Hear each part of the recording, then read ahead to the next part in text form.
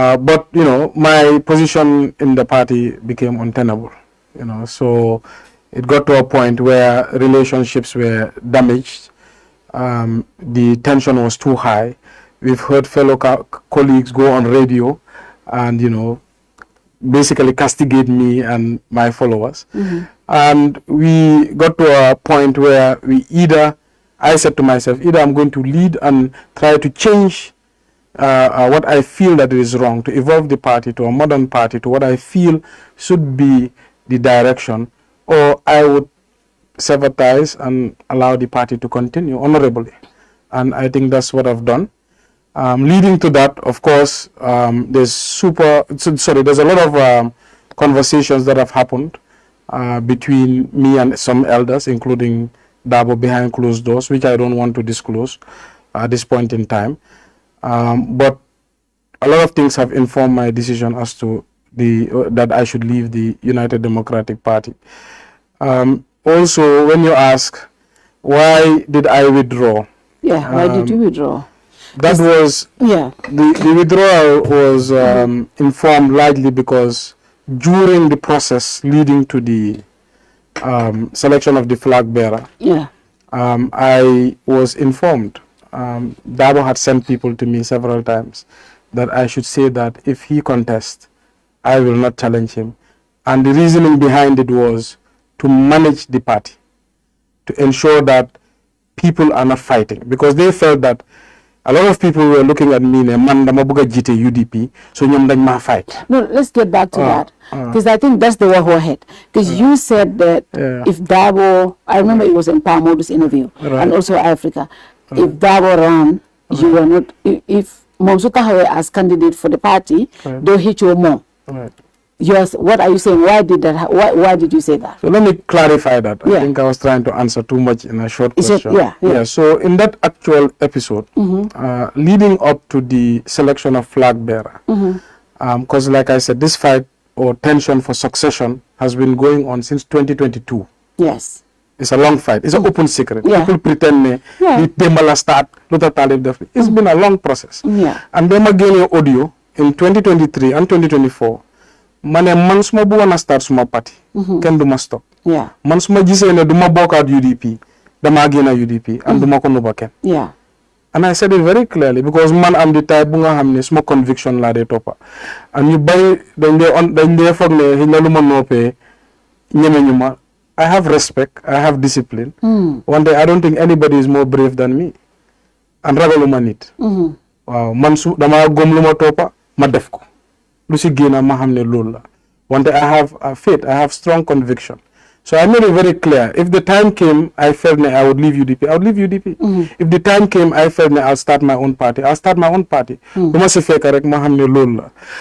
coming to your question directly, leading up to these events, there were certain characters who went on different radio stations.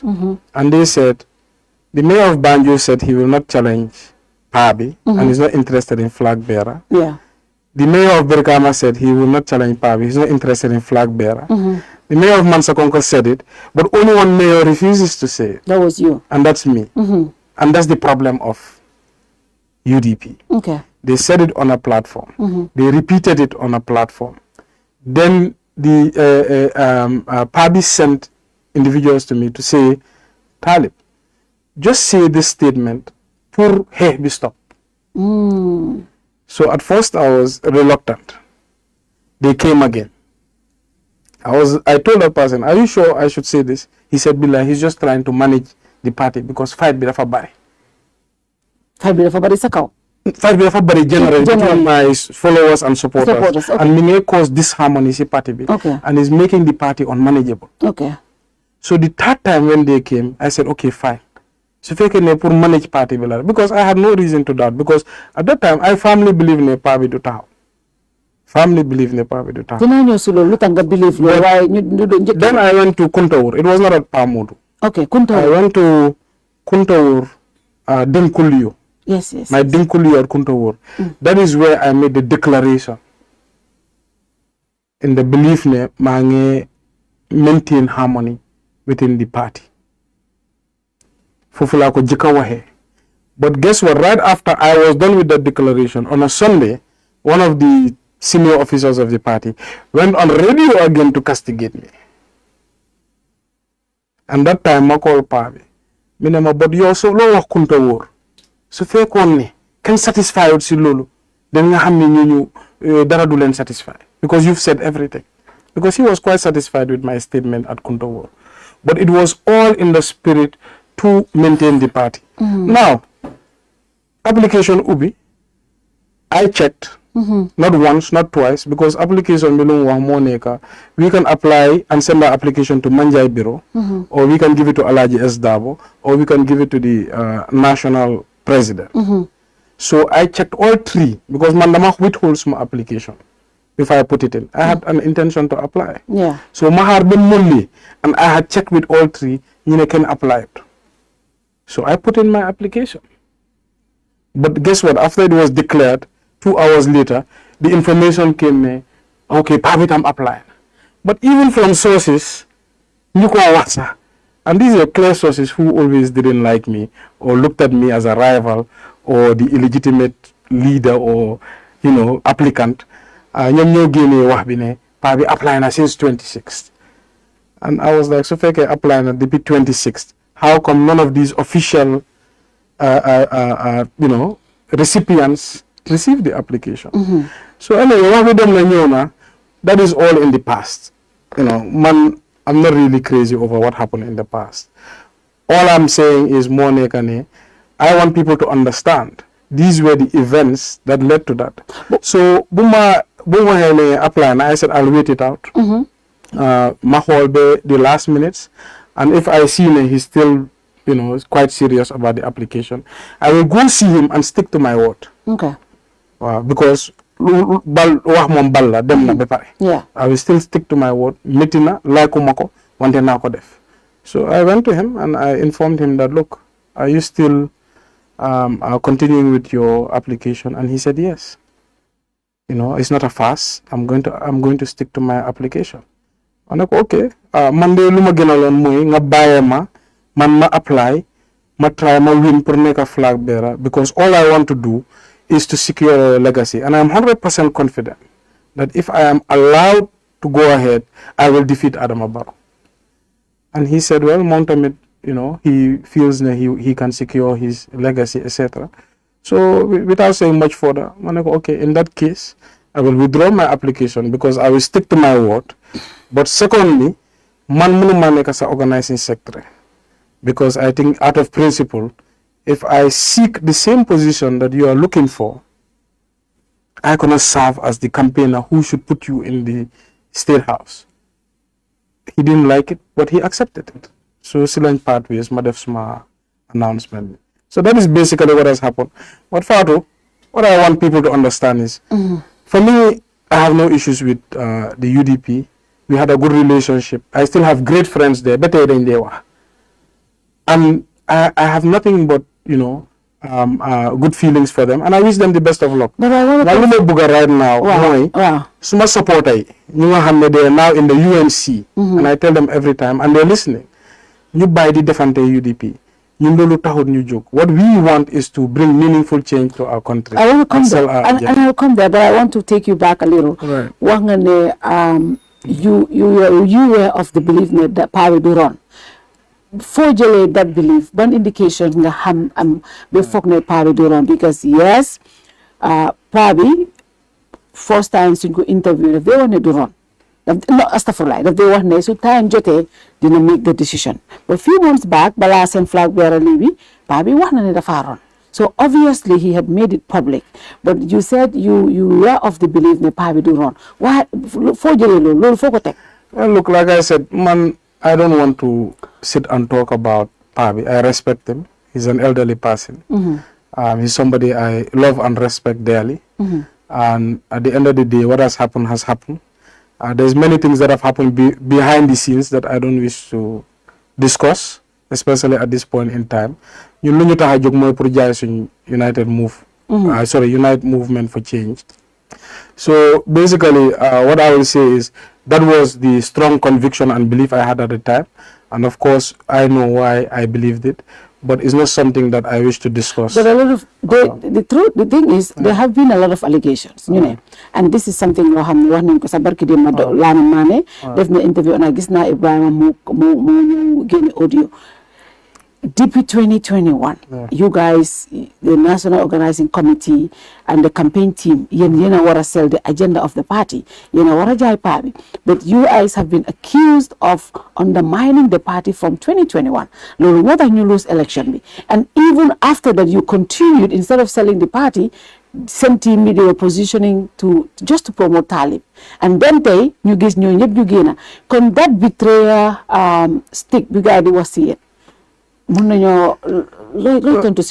like I said, these are old rivalries in the party. In betraying Ken, and I laugh at the word betrayer. Betrayed you for what? For who?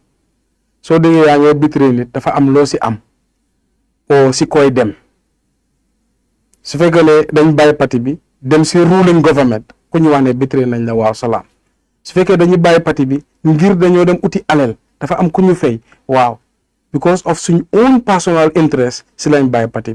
What has happened is a divorce. A divorce? Divorce. Oh. Wow. Demun si kenen. Joho ñu dara. A nasty divorce. It's a divorce dafa nasty, I guess. So kuneka danga def mudslinging.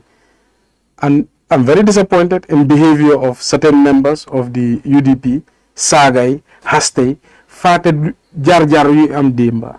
At Taranga buñ sedo dimba, because we've done a lot for the party has done a lot for us, and we have people who are almost like our brothers and sisters in that party. So degala jehna nehut ken division bi mel nahari nañu bari, but I don't think certain words should have come out of certain people. One day, like I said, politics la, we take it in good faith. At the end of the day, democracy la, ku ne nit nga wax lu la ne. One day, like I said, what has happened, Monica, there were rivalries in the party since 2021, during that Pabi's election. Since 2021? 2021, even during that election. We had done everything humanly possible, to my ability, the financial resources, the human resources, the katan. I had given myself for Pabi to win. And Pabi's win would have been the greatest day of my life. That Congress 2020, I took it upon myself. Madam si Pabi, and Pabi supported me. Manalene, I want this Congress to come back to KMC. Because the feel on the it will not have the momentum and the firepower the party needed to propel Pabi to victory. And they all bought my idea. I went around looking for donations. From my own family, we donated $3 million towards that Congress. Then I raised 7.3 from others. That Congress was powerful and was historic, unprecedented event. Pen Bunyo Bindese is branded. Mask Tani Kovi Bunyo Sosa is branded. An unprecedented political event, which I believe has changed politics in the Gambia.